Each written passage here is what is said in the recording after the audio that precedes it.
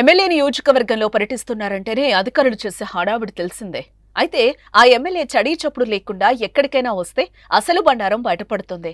ఈ క్రమంలో విధుల పట్ల నిర్లక్ష్యం చూపుతూ ఓ ఉద్యోగి డ్యూటీ టైంలో పబ్జీ ఆడుతూ దొరికిపోయాడు.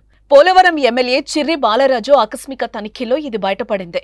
పోలవరం ఎమ్మెల్యే చిర్రి బాలరాజు కన్నాపురం ఐటీడీఏ ఆఫీస్ను ఆకస్మికంగా తనిఖీ చేశారు.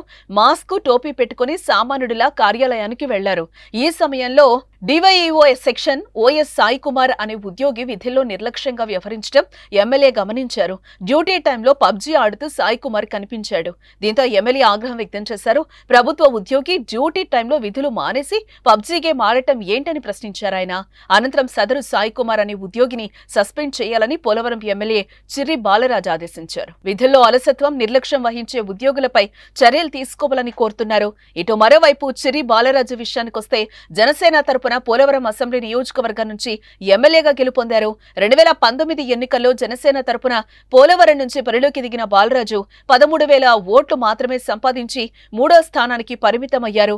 అయితే 2024 ఏపీ ఎన్నికల్లో మరోసారి జనసేన తరపున పోటీ చేసిన చిర్రి బాలరాజు సమీప వైసీపీ అభ్యర్థి తెల్లం రాజ్యలక్ష్మిపై సుమారుగా 8,000 ఓట్ల మెజార్టీతో గెలుపొందారు. ఈ వీడియోలో ప్రస్తుతం సోషల్ మీడియాలో వైరల్ అవుతున్నాయి. దీంతో ఎమ్మెల్యే చిర్రి బాలరాజుపై నెటిజన్లు ప్రశంసలు కురిపిస్తున్నారు.